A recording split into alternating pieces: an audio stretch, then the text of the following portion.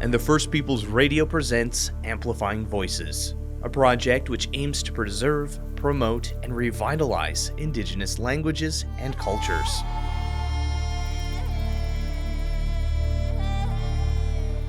Clayton Sandy, a knowledge keeper and cultural advisor from Sioux Valley, Dakota First Nation, has dedicated 38 years to educating non-Indigenous people about Indigenous history. Throughout his career, he has worked in various provincial government departments. Today, he shares his personal journey in Winnipeg. I'll just continue on sort of with my journey. And when I first came into government in 1976, I had my hair down to my waist, and I used to wear braids, and I was a powwow dancer then, and I'm still a powwow dancer. But I remember working in those departments, and I remember racism was so bad. Like racism, and it was like sort of like just it was right out there, and most of the departments I worked in, and that's why I moved so many departments. I just couldn't put up with the racism, and it was just blatant. And you had senior officials saying nasty things right to your face in front of colleagues and stuff like that. But I found that if it wasn't for my powwow dancing, I'm not too sure if I would have survived, or so my culture really helped me on that journey when I was going through those really dark days of my journey at that time. And as a matter of fact, on the way over here, I was just talking to a friend of mine who he was on the same journey as me, and I think he wound up spending 43 years in either government or and he worked at Natural Resources, and then he worked at Ombudsman for many years. But we were just talking about that, when I was driving over here. I was telling him when I was about maybe 22, 23, and I was already working in government at that time and going through a lot of garbage all the time. But I remember I was telling him I was at home. Of course, I was living by myself, but I thought I was having a heart attack, and my chest was crazy and all that stuff going on. So I went and see my doctor and did the EKG and all that kind of stuff on you. And he said, "There's nothing wrong with your heart." He said, Then he said, "Well, what's happening in your life?" He said. So I started telling him about the stuff I'm going through at work and all that. And he said, "You should move on and do something different." He said, "Because maybe you might have a heart attack," he says. And so I just told him all the stress that I put up with that with all of my colleagues. And at that time, most of all my colleagues were non-native guys. And of course, they were very, very uneducated and would say crazy, not crazy, but they'd just say racist things to me all the time. And but I remember my office at that time was I was at Ethan's place. I was on the 5th floor there. And whenever especially during the summertime, whenever lunch break would happen, and everybody would come back to work after lunch, and of course they talk about those dirty Indians, lazy, no good, begging for money, eating out of the garbage can, urinating in the corners, shit like that, eh? And and then they'd ask me why that was, and I had no clue. I didn't know why people were like that, and why my people were like that. But I wanted to learn. So I started doing a lot of reading, and of course at that time we didn't have Google, and we had no computers, and we didn't get any computers in government for mapping until 1989, and so it was a long time coming. But I wanted to learn. I wanted to know why my people were on the streets, and a lot of them were my relatives. So I started doing a lot of research, and then that's when I started learning about residential schools, and of course both of my parents and my older siblings were, and the impact that had on them. And I didn't realize that that most of them were either abused physically, mentally, or sexually, and how that affects the family, and how it affects a person who's in the system later on as an adult. And so those are the things I was interested in. But I found that, so when I started my journey, I really looked at my culture as sort of something that I wanted to learn about, and so so like I said, I started powwow dancing when I was probably in my early 20s, and I still dance powwow, but I found that just going to powwows and traveling to powwows all over North America really helped me find interesting interesting Native people and their survival stories, and how proud they are just to be out there dancing, and how good it feels. And on my journey, as a powwow dancer, I wound up dancing on Sesame Street one time, and I traveled all over North America. Like I've danced in Las Vegas, New York, all over Canada. So you get to travel if you're, if you have the means to travel, you can travel anywhere you want in North America to powwow. And nowadays, I always tell people, always ask me, where are the powwows? I just tell them, I'll just Google powwows, and you'll probably find like 10 powwows every weekend during the summertime. And you just pick and choose where you want to go to. So the powwows, and also to, just having the fact that I had to look after my outfit, I have to learn how to make parts of my outfit and my bustles and how to look after them. That really helped me sort of learn about myself, and also too, it helped me learn about the importance of even nature, and and where the feathers come from, and just being kind to each other. And of course, in my work journey, people weren't very kind, but I found that the more I hung around with my own people, I found that there were more, a lot of good people out there that were going through the same journey as I went through, and how they survived.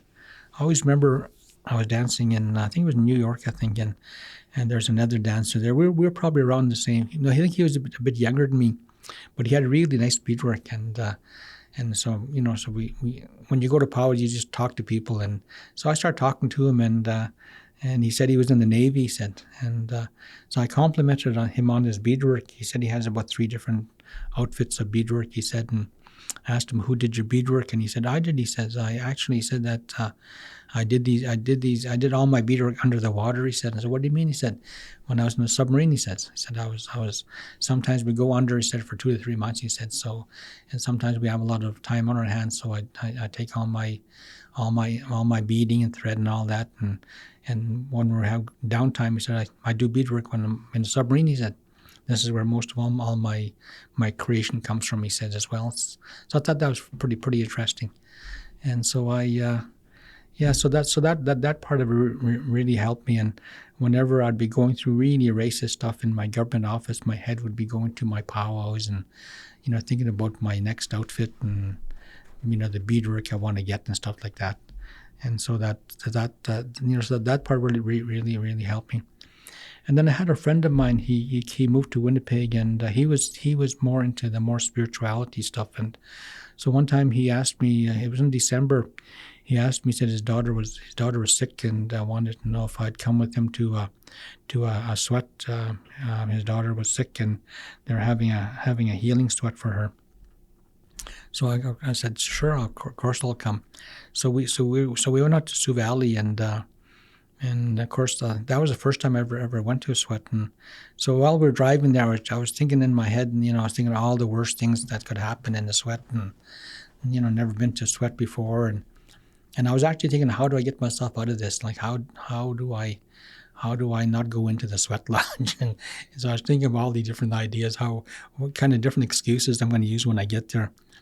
And so we got to Sioux Valley, got to the sweat, and they'd already finished one round already, and they opened the door into the sweat lodge, and these 2 or 3 young girls came out. They're like maybe 8, 9 years old, and I was thinking, holy crap, these young girls, they're in the sweat lodge, and now I'm going to have to go in now, because I can't, jam out of this when these young girls are coming out of the sweat lodge. So I went and participated, and that was over 40 years ago. So I have a lodge as well now, and I use it mainly for young men that are going through their own journeys, and we use it. And so at that time, I learned why we sweat, and I always tell people, especially my non-Indigenous friends, when when they go for a sweat, I always say I'm going to church all the time. And I find it's a place where we go to. We always say that you look at a sweat lodge, and it's kind of like it's round. It sits on the ground. It's about maybe 4 feet high, and they always say it represents a pregnant woman laying on her back, and we're going into our mother's womb for a short period of time. A place where we all spent 9 months, and a place where we came out pure with nothing. And it's when you start your journey, then it's sort of when you start your journey. It depends on, where, are you born into poverty? Are you born into, richness, whatever? And that's sort of the starting point, and all the stuff that, that sort of comes into your life, and how your life turns out. And then part of that journey is, so I tell people, when I go for a sweat, I usually go because I'm feeling out of balance all the time.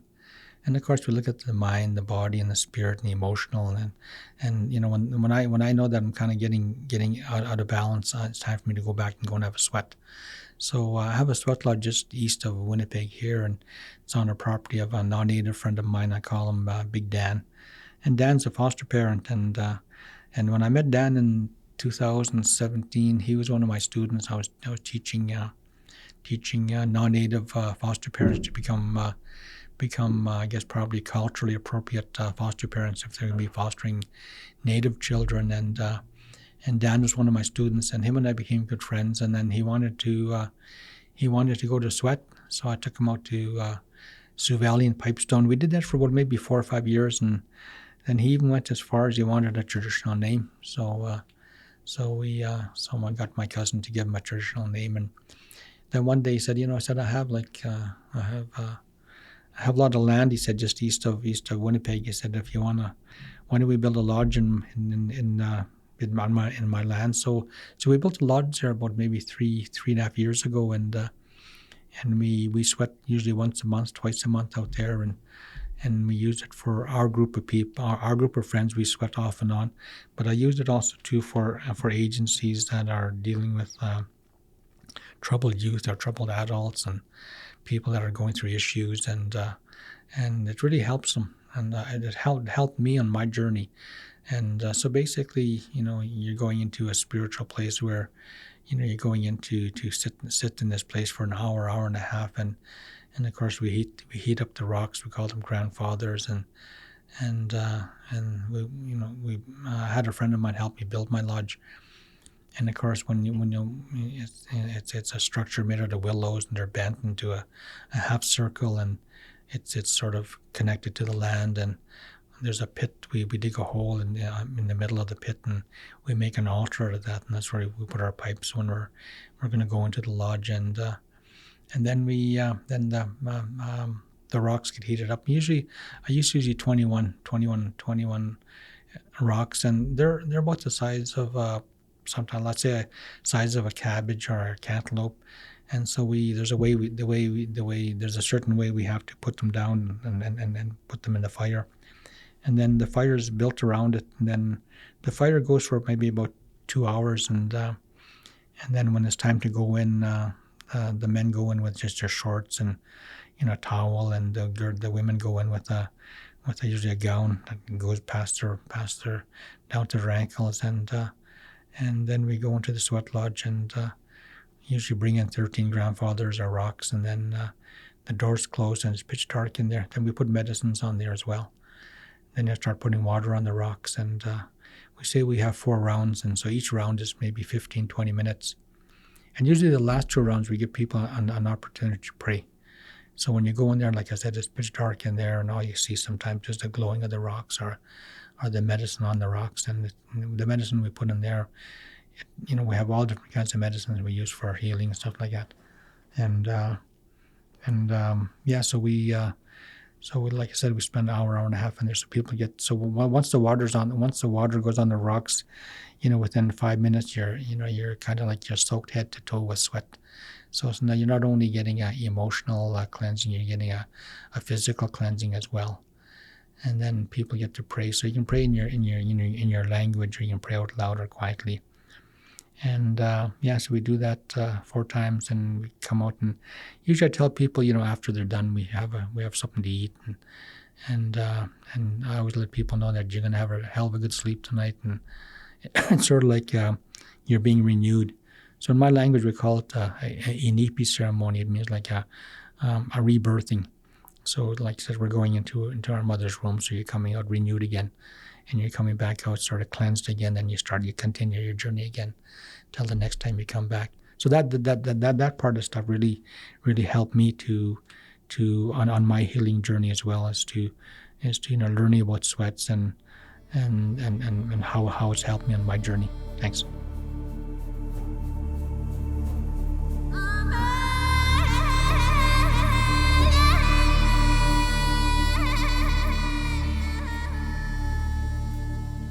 Amplifying Voices was developed in collaboration with over 60 Indigenous language keepers, experts, broadcasters, and academics, and is guided by an Indigenous advisory group comprising broadcasters, language experts, elders, and authors.